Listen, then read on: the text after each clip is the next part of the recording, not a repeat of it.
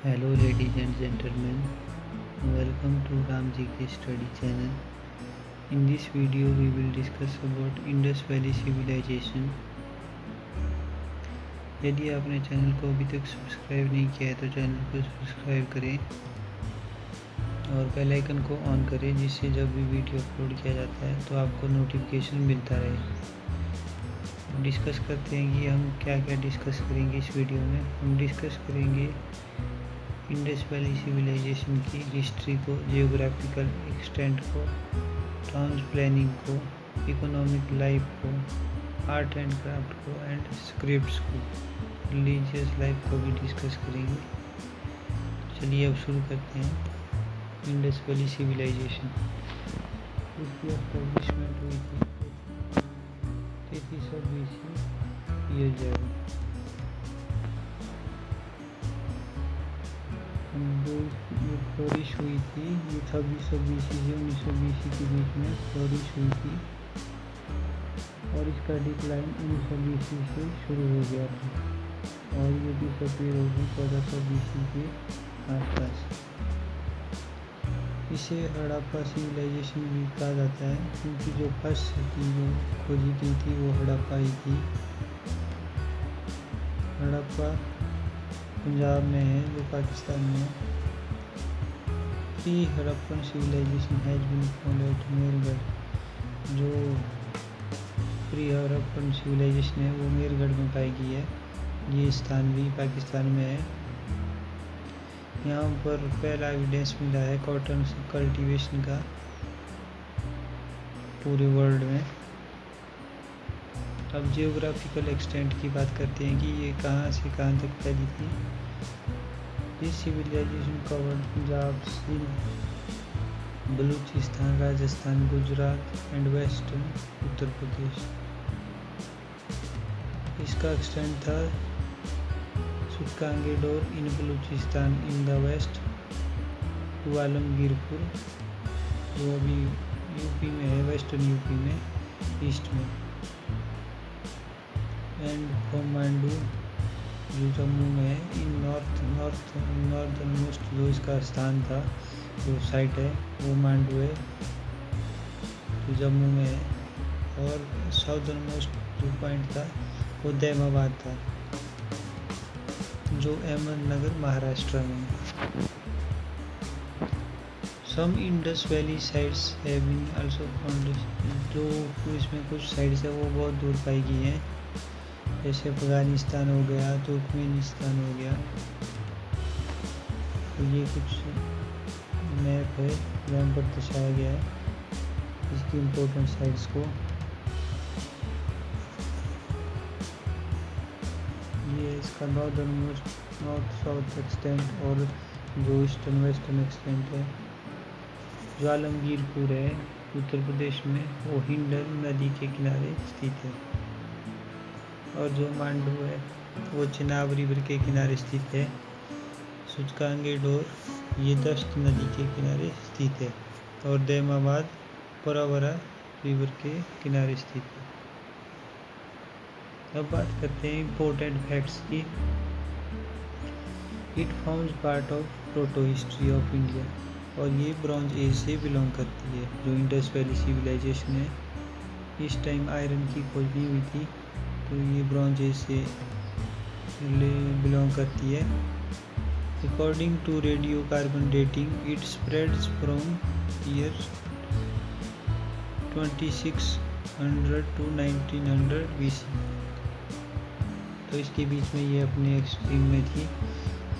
जिस टाइम इसका most development हुआ, जो इस टाइम यूज की जाती थी धातुएं वो थी कॉपर, ब्रॉन्ज, सिल्वर, गोल्ड। ये सभी धातुएं इसमें के लोगों को नॉन थी, बट नॉट आयरन।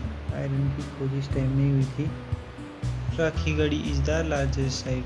जो राखीगढ़ी है वो सबसे बड़ी साइट है इंडस वैली सिविलाइजेशन की, और सेकंड लार्जेस्ट है धौलावीरा।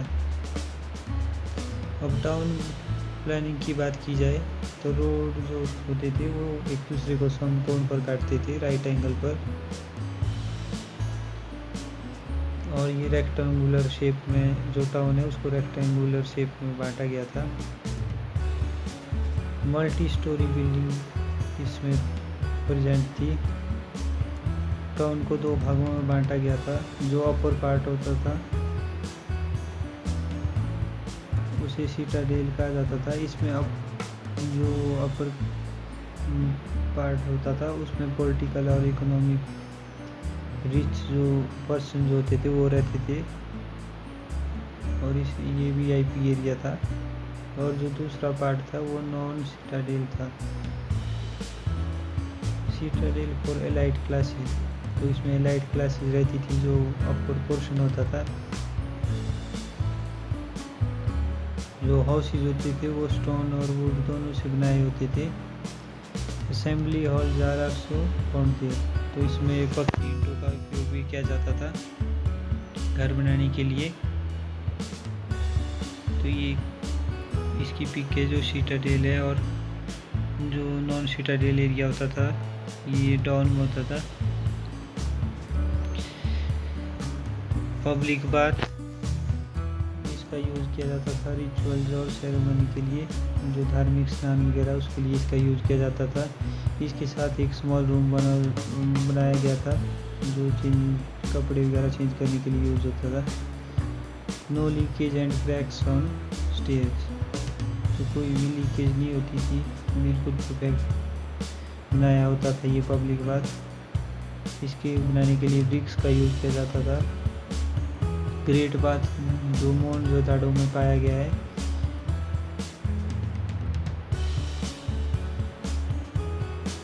अब ग्रेनरीज की बात की जाए, धान्यागार जिनका यूज जो अन्न वगैरह को स्टोर करने के लिए किया जाता है। Granaries are found in citadel to save from rats and other reason. Biggest granary जो सबसे बड़ी ग्रेनरी है वो मोहनजोदाड़ो में पाई गई है। There are also found in Lothal dockyard. Lothal जो डॉकयार्ड था बंदरगाह, इसका यूज भी यहाँ की जो ग्रेनरी थी उसका यूज़ किया जाता था इंपोर्ट और एक्सपोर्ट के लिए। ये इमेज है जो पब्लिक बाथ की। ड्रेनेज सिस्टम की बात की जाए तो ये वेल डेवलप्ड एरिया था। यहाँ पर ड्रेनेज सिस्टम पूरी तरह से डेवलप था। सड़कों के किनारे नालियाँ वगैरह बनाई होती थी ड्रेनेज के लिए।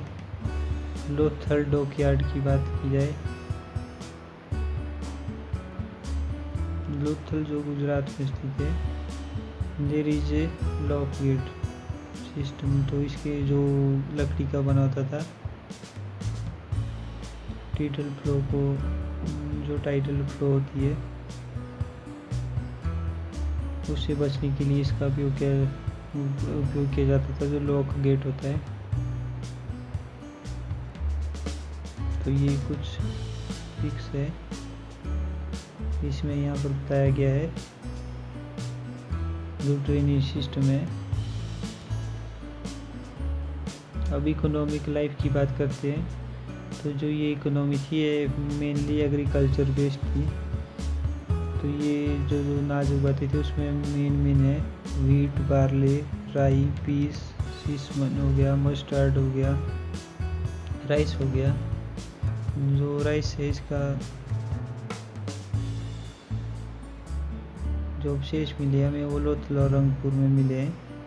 कॉटन हो गया, डेट्स हो गया, मेलन, लेंटिल, चिकपिया। तो ये कुछ इम्पोर्टेंट फसलें थी जो उसमें उगाई जाती थी। जो इंडस वैली सिविलाइजेशन के जो लोग थे वो पहले थे कॉटन को प्रोड्यूस करने वाले। इन्होंने जानवरों को भी डोमेस्टिकेट किया जिसमें मेन है बुफेलो, शीप, पिग्स, कैट, गोट और डॉग्स। तो इसमें इनके लिए जो गाय होती थी उसका उतना इम्पोर्टेंस नहीं था जितना बुफेलो का था।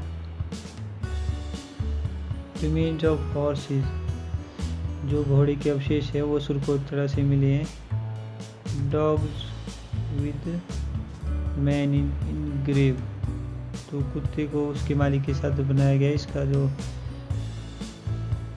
अवशेष मिले हैं वो रोपड़ में मिला है। फूड ग्रेनरीज, तो मैक्सिमम जो फूड ग्रेनरीज है 6 इंटू रोज, तो वो हड़प्पा में मिली है। अब ट्रेड एंड कॉमर्स की बात की जाए तो ये लोग जो थे वो दोनों तरह का एक्सटर्नल और इंटरनल ट्रेड करते थे। जो ट्रेड होता था वो बार्टर सिस्टम के थ्रू होता था, तो इसमें कोई भी जो मेटालिक मनी नहीं थी और ये लेन देन ले दे के करके ट्रेड करते थे, जैसे किसी वस्तु के बदले दूसरी वस्तु लेना। इस तरह से इनका ट्रेड चलता था। वेट्स एंड मेजर्स की बात की जाए तो वेरी एक्यूरेट था, एक्यूरेसी के साथ किया जाता था। तो इसका जो हमें साक्ष्य मिला है वो लोथल में मिला है। और जो ये बने होते थे वेट और मेजर्स, तो ये चैट लाइमस्टोन स्टीटाइट के बने होते थे और ये क्यूबिक शेप के होते थे। मल्टीपल ऑफ 16, तो जो ये होते थे वेट्स, ये 16 के मल्टीप्लाई में होते थे।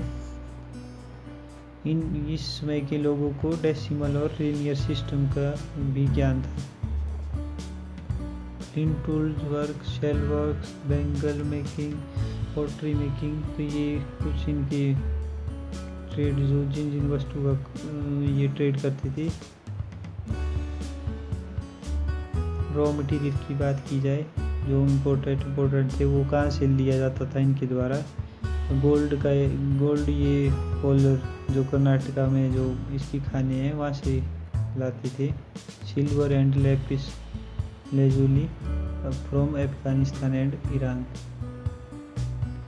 Copper from Khetri mines and Balochistan, Khetri mines Rajasthan में है।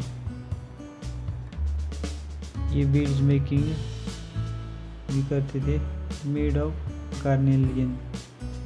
इसकी फैक्ट्री मिली है बीड्स की चनहुद्रो और लोथल में। डॉकयार्ड, तो लोथल डॉकयार्ड है वो भोगवा रिवर के थ्रू कनेक्टेड है। रंगपुर, सोमनाथ, बालाकोट, तो ये सी पोर्ट्स थे, आउटलेट्स थे। सुतकांगीडोर एंड सुरकोतड़ा, ये यूनिकॉर्न सील है जो उस टाइम की थी। और ये पशुपति जो शिवा है उनकी भी सील मिली है। आर्ट एंड क्राफ्ट की बात की जाए, जो ये कल्चर था ब्रॉन्ज एज से बिलोंग करता है। और ये जो ब्रॉन्ज है वो टिन और कॉपर से मिलकर बनाया जाता है। पॉटर व्हील भी इस टाइम यूज में था। जो इनकी पॉटरी थी वो रेड एंड ब्लैक पॉटरी थी। ये डाइस खेलते थे, डाइस गेम्स, और इनका फेवरेट पास टाइम था gambling. Red sandstone torso of man, ये भी मिला है यहाँ पर। Bronze idol of dancing girl जो देवदासी है, तो ये जो इसकी मूर्ति मिली है वो मोहनजोदाड़ो से मिली है देवदासी की। ये बियर्ड मैन की, ये सभी इसमें के आर्ट्स एंड क्राफ्ट थे। यदि आपने चैनल को अभी तक सब्सक्राइब नहीं किया तो चैनल को सब्सक्राइब करें और बेल आइकन को ऑन करें, जिससे जब भी वीडियो अपलोड किया जाता है तो आपको नोटिफिकेशन मिलता रहे। तो ये है बियर्ड मैन की जो मूर्ति मिली है, और ये देवदासी। ये कुछ सील्स है इंडस वैली सिविलाइजेशन की जो अभी तक मिली है। अब रिलीजियस लाइफ की बात की जाए तो इसमें मेन ऑब्जेक्ट था जो मेनली जिसकी पूजा की जाती थी वो मदर गॉडेस थी। जो अपर क्लासेस थी वो पशुपति शिवा को ज़्यादा प्रेफर करती थी। जो पशुपति शिवा की जो सील मिली है उसमें दर्शाया गया है कि कुछ जानवर उनके चारों तरफ दर्शाए गए हैं उसमें, इसमें है टाइगर, राइनोसिरस,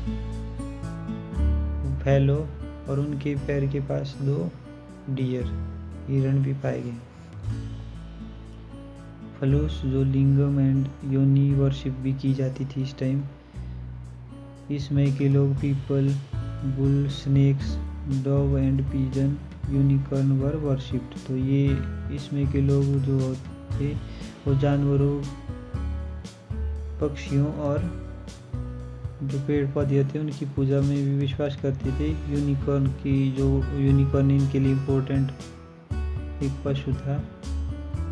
इसमें कोई अभी तक किसी भी टेम्पल का अवशेष नहीं मिला है हमें। आइडोलेट्री प्रैक्टिस करते थे इसमें के लोग। कालीबंगा और लोथल में फायर अल्टर्स मिले हैं, तो इसके बारे में हम डिटेल में डिस्कस करेंगे नेक्स्ट वीडियो में, जब हम इंडस वैली सिविलाइजेशन की इम्पोर्टेंट साइट्स को डिस्कस करेंगे। तो इसमें के लोग घोस्ट और इविल स्पिरिट्स में भी विश्वास करते थे, और इसमें के जो लोग होते थे वो ताबीज़ वगैरह पहनते थे, जिससे हमें पता चलता है कि ये घोस्ट और इविल स्पिरिट्स में भी विश्वास करते थे। डेड बॉडीज़ को नॉर्थ साउथ डायरेक्शन में प्लेस करते थे जब इनको दफनाया जाता था। हड़प्पा में कॉफिन बुरियल का प्रमाण मिले हमें। लोथल एंड कालीबंगा में डबल बुरियल प्रैक्टिस किया जाता। अब स्क्रिप्ट्स एंड पॉलिटिकल ऑर्गेनाइजेशन की बात की जाए तो जो स्क्रिप्ट्स थी वो पिक्टोग्राफिक थी, यानी कि पिक्चर के माध्यम से एक दूसरे को बताया जाता है, और इसे अभी तक पढ़ा नहीं गया है। और ये बुस्ट्रोफेडन होती थी, जिसमें कि राइट से लेफ्ट की ओर पहली लाइन लिखी जाती है और दूसरी लेफ्ट से राइट। अब इसकी पॉलिटिकल ऑर्गेनाइजेशन के बारे में कोई भी प्रमाण नहीं मिला है, तो इसके बारे में पॉसिबल यही हो सकता है कि जो इसमें मर्चेंट्स थे उनका इन्फ्लुएंस बहुत ज़्यादा था, तो ये possibly ruled by class of merchants. तो इस वीडियो में इतना ही। नेक्स्ट वीडियो में हम डिस्कस करेंगे इंडस वैली सिविलाइजेशन की इम्पोर्टेंट साइट्स को, जिसमें हड़प्पा, मोहनजोदाड़ो, कालीबंगा, लोथल, इनके बारे में डिस्कस करेंगे कि कब कब खोजी गई, किसके द्वारा इनकी खोज हुई, और सारी इम्पोर्टेंट फैक्ट्स। यदि आपने चैनल को अभी तक सब्सक्राइब नहीं किया है तो चैनल को सब्सक्राइब करें, और अपनी राय इस वीडियो के बारे में कमेंट सेक्शन में ज़रूर दें। Thank you.